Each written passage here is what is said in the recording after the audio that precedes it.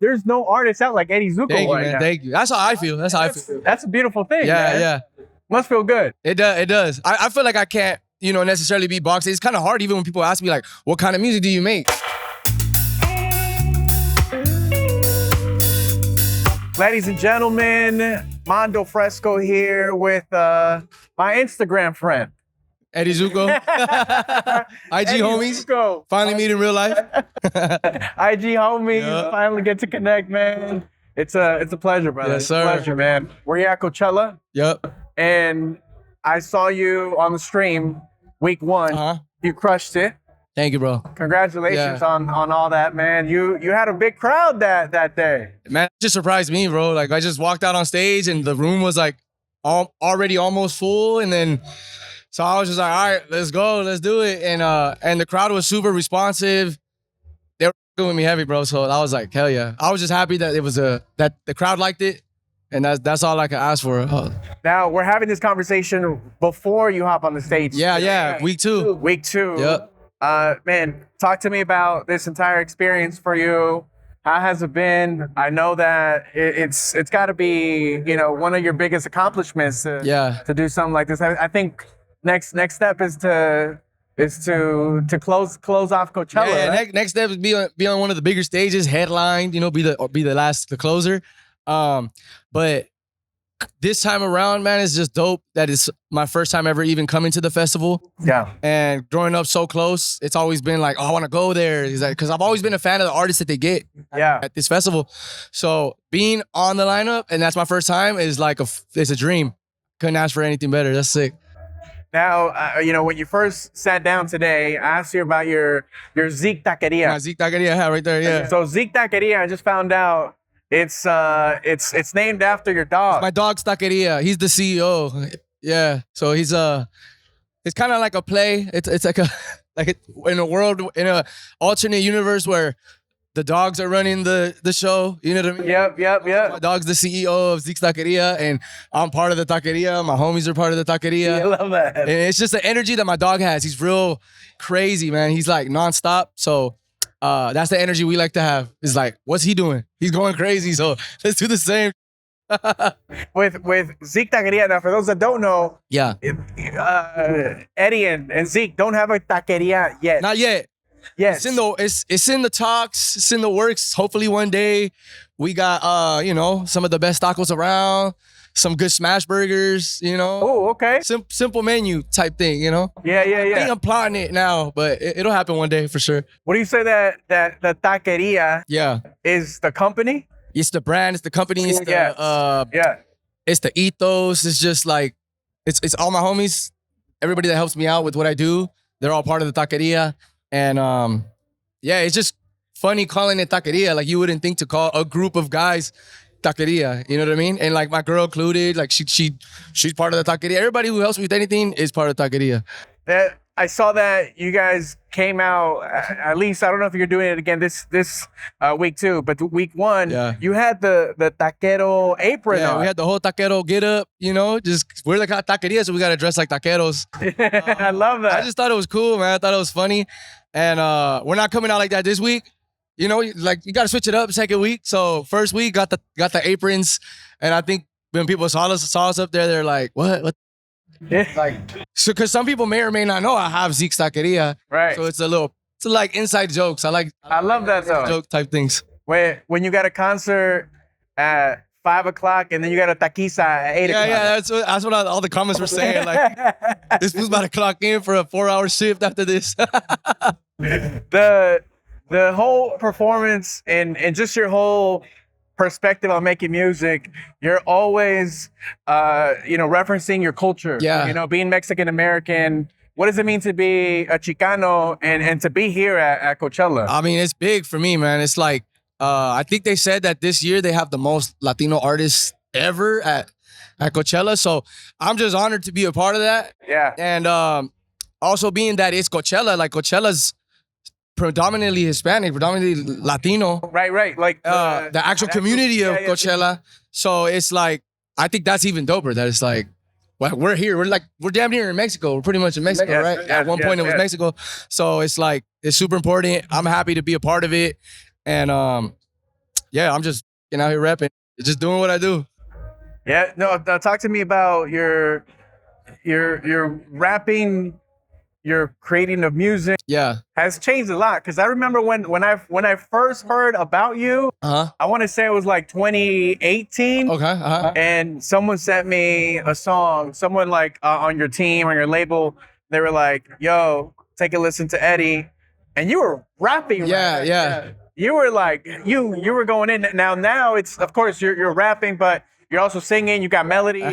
It's a whole different perspective of making music than just kind of rapping. Than just rapping. They got to flow throughout the whole song. Yeah. Talk to me about that. I think it's just like I have so many different influences that I like to utilize everything. So I started rapping though when I first started making music. When was that switch? I would say the switch was maybe like a long time ago now, but when I was like a senior in high school, so this is probably like 2010, 2011 is when I started implementing singing a little bit. And then it took a long time to finally like see itself through. Like now I'm singing probably more than I even rap or doing melodies more than I rap. Right. Because for me, it was just, before it was like, oh, I gotta rap hard. And I was like, I don't gotta do that. I like rapping though. So yeah. Like, some songs. By the way, Eddie could rap. Yeah. Like he could rap with the best of them. I'm not gonna say like top 5 dead or alive or whatever, but I could rap and I like doing it. And that's the origins of when I started making music. Was I just wanted to rap like Lil Wayne. I wanted to rap like 50 Cent. Like that's who I liked, or like Kanye. So that's what I first started doing. And I told the team, I was like, Eddie, when I first heard him, it was like a Kendrick flow, like like Kendrick. I love Kendrick, yeah. And I mean, it kind of speaks of your quality of music and your skill too, right? Like if you wanted to do that, you could do that. Definitely. You know what I'm saying? Yeah. But you're switching it up with different types of. Yeah, I just like so much stuff that it's hard for me to go in on one song and be like, I'm gonna rap the whole time. Yeah. Because I always get melodies in my head. So I'm like, no, I don't want to rap the whole time. So I'm gonna rap right here, sing right here on this little part, do a little flow, maybe go back into the rapping. I like for it to be such like a mix of stuff, I want to talk about the song that changed, I think, your life in music still. Yeah, still went like multi-billion maybe even viral. Multi-platinum viral. Talk to me about Still. Still, it was we made that song years ago, and being that I'm such a fan of reggae and rocksteady and all that, so the homie Paul he flipped an old reggae track where they flipped an older rocksteady track. Yeah. So the song that we sampled was like from the 80s. Then they sampled the song from the 60s. And then we took our own little spin on it. And then Sean Paul remixed the same song in the early 2000s. So we were holding on to that song for like 3 years. And like, obviously, because you got to get it cleared and stuff like that. Yeah. And then I started teasing it on TikTok. I knew people were going to like it because I'm like, the vibe is dope. The hook's already certified. And once we put it out there, it took a little while for it to catch fire. I knew it was going to. And I just kept posting videos of it on TikTok and Instagram, kept going. And then finally one took off like the last day of the year in 2023, I think. And it just started going crazy. Like viral like I never seen before. Yeah. And I was like, let's go. And then just kept, went all in on it. That's beautiful. I feel like, radio used to break songs. Now it's like. Now it's social media. The internet. It's the internet now, yeah. It's like TikTok, IG. Yeah. And you're in the forefront of that. It's dope because I think that artists have more control now, where it's like, I literally just did that. I just was like, it wasn't going super viral when I first posted it, but I was like, all right, cool. I'll post it again with a different type of video. I'll post it again with a different type of video, different part of the song. It was the same song. I think I posted it maybe like 40 times before it went mega viral. So right. But I think most people would just kind of like be like, all right, it's not gonna go crazy, so I'm gonna just. You believed in it so much that you were consistent. Yeah. And I know, like as an artist, you might feel like kind of like cringy at like the over promotion of things, but it's like you have to do it, and it's cool because you can do it. You don't have to be like beholden to somebody else to promote it for you. Yeah, it's like you could just upload that to TikTok or Instagram, and like hopefully the algorithm helps you out. And then it goes crazy.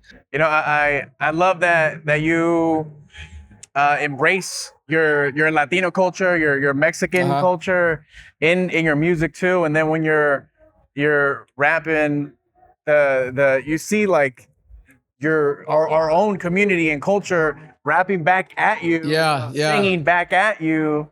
It's dope. There's no artist out like Eddie Zuko now. Thank you. That's how I feel. That's how I feel. That's a beautiful thing, man. Yeah. Must feel good. It does. I feel like I can't, necessarily be boxed. It's kind of hard even when people ask me like, what kind of music do you make?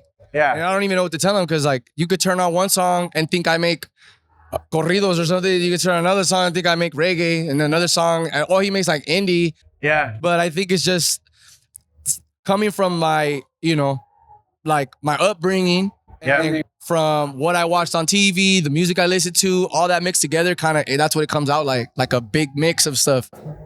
Is there an artist here at Coachella 2024 that you would like to collab with or that you were inspired by? There's a lot, but I'll say one because they just added him this week and I can't watch his set, but Kid Cudi. Sure. I love Kid Cudi. And then on top of that, when I found out he was Mexican, it was just like a cherry on top. Like I didn't know he was Mexican. Obviously, like the point is he makes good music. He's like a quarter Mexican. He's like a quarter, yeah. But I thought it was so cool. I was like, what? This was Mexican? Like I think his dad's like half Mexican or something. Yeah. I just thought that was dope. Yeah. Either way, I liked his music anyways, and he inspired me like all throughout high school and everything. So yeah, I wish I could catch his set, but it's super inspirational to me. He's like already the veteran.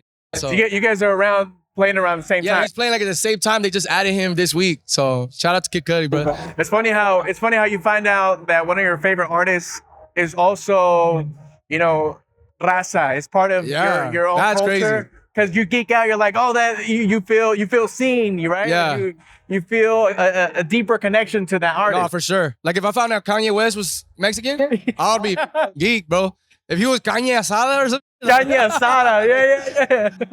Like that'd be dope. But like, either way, I'm a fan of his music, So yeah, it's just like a cherry on top. Like it's dope. And that's what people say about you. Yeah. Right? Like, man, there's not a lot of Mexican American artists, especially in pop.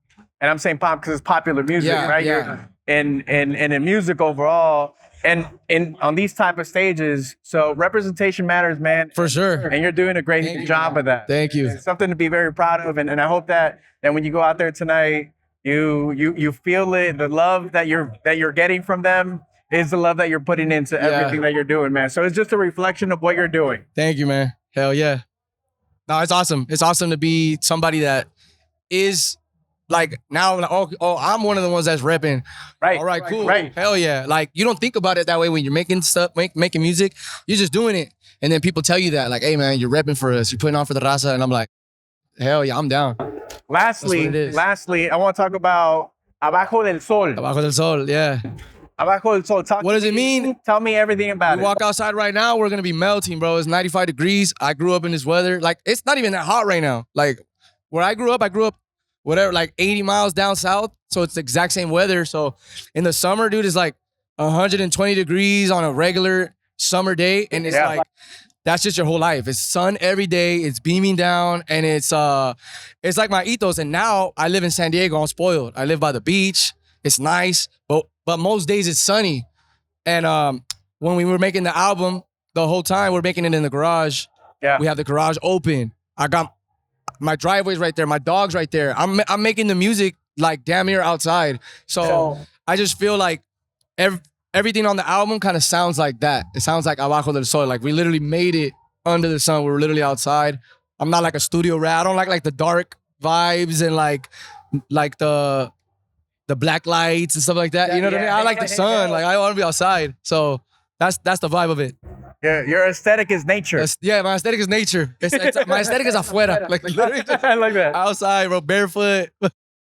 I like it, man. Well, pleasure talking to you, brother. Congratulations on all your endeavors. Thank you, man. We love you here, and we love you here at Coachella, man. Hell yeah. Much success. I know you're going to keep killing it. Yes, sir. Thank you, man. Thanks for having me. My man. Yes, sir. Love.